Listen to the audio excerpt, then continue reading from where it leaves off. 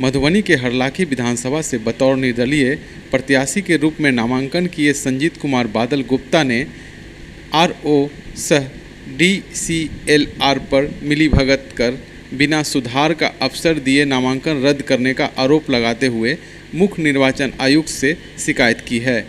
शिकायत आवेदन में बादल गुप्ता ने बताया कि वे 20 अक्टूबर को 31 हड़ताली विधानसभा सीट से बतौर निर्दलीय प्रत्याशी के रूप में नामांकन किए।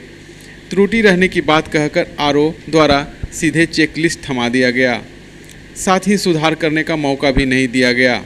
वे तत्क्षण आरओ के कक्ष से निकलकर 2-3 घंटे में त्रुटि को निष्पादन कर पुनः आरओ के पास पहुंचे, मगर आरओ द्वारा 3 बजे तक ही समय रहने का हवाला देकर उनका त्रुटि निष्पादन पत्र स्वीकार नहीं किया गया। बादल गुप्ता का आरोप है कि उनके नामांकन पत्र में ऐसी कोई त्रुटि नहीं थी।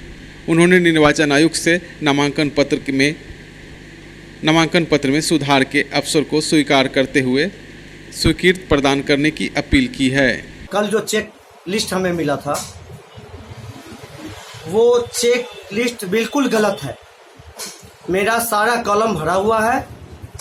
जब मैंने निर्वाचन आयोग पर दिल्ली को फैक्स किया तो वहाँ से ये डीसीएलआर है, उसको जब आया कि भाई जब उसका वो अपने आप को दावा कर रहा है कि उसका पूरा कॉलम भरा हुआ है तो तुमने ये क्यों ऑब्जेक्शन लगाया है, तब उसने एक्सेप्ट किया है डीसीएलआर कि हमसे ये गलती हुई है।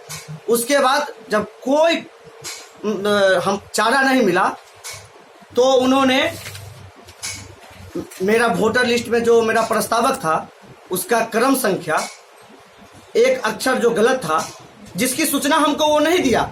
कल जो चेक लिस्ट हमको मिला उसमें देख लीजिए, इसमें कहीं वो जिक्र नहीं है।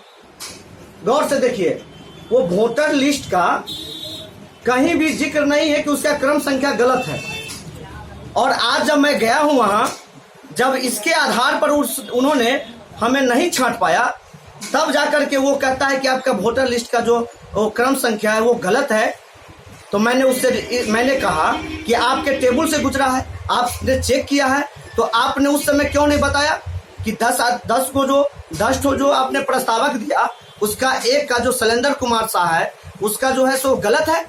उसने नहीं बताया। और जब मैं आज गया हूं तो न चेक लिस्ट में हमें बताया, न कल नॉमिनेशन करने के समय में बताया, और आज मेरा नॉमिनेशन रद्द कर दिया गया है। कहीं न कहीं ये सत्तारूढ़ जो सरकार है उसकी दबाव है कि जनता जो हमको खड़ा करने का काम किया है, हमसे खतरा है, इसीलिए उन लोगों ने भ्रष्टाचार को बढ़ावा देते हुए ये डीसीएलआर को खरीदने का काम किया है। और डीसीएलआर बिक गया हुआ है, एसडीओ को खरीदने का काम किया है। मधुआपुर में जो हमारा वीडियो है, मैंने हमेशा सच्चाई के लिए लड़ा, हमेशा सच्चाई के लिए आवाज उठाया। इसके लिए वो भ्रष्टाचार काफी करता है, और भ्रष्टाचार जो करता है उसके खिलाफ मैं उनके खिलाफ लड़ता हूँ। इसीलिए सभी मिली भगत करके मेरे ऊपर ऐसा किया गया है। मैं पूछना चाहता हूँ, जब कल मैंने 2:20 में हम गए नॉमिनेशन करने के लिए, मुझे ऑफिस में बुलाया गया 2:40 में बुलाया। उसके बाद मेरा प्रक्रिया चालू हुआ।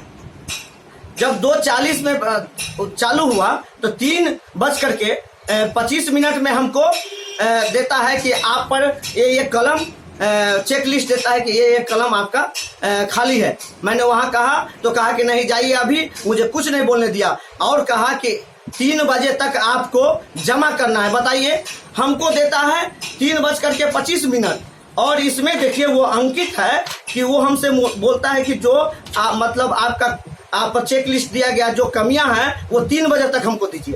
ये कैसे हो सकता है? 3:25 में हमको ये चेक लिस्ट देता है, और उसके बाद ये देता है। देखिए, मैं दिखाता हूँ, आपको दिखाता हूँ। देखिए, ये ऊपर की जो पंक्ति है, ये देखिए, ये 3 बजे तक वो कहता है जमा करने के लिए। अब वो है कि 3:25 में हमको देता है। कहाँ ये आपको लग रहा है कि ये कहीं न कहीं गुणवत्ता पूर्वक काम कर रहा है? ये सारा ये जो वर्तमान विधायक है और जो आला बैठे हुए हैं, जो मुख्यमंत्री है, उसके दबाव के पर मुझे छांटा गया है। इससे हमारे जो भी चाहने वाले हैं, जिन्होंने बहुत उत्साह से हमको अच्छे लोगों को चुनने का उनका जो विचार बना था उसको धूमिल करने का काम किया है, मैं इसको छोड़ूंगा नहीं।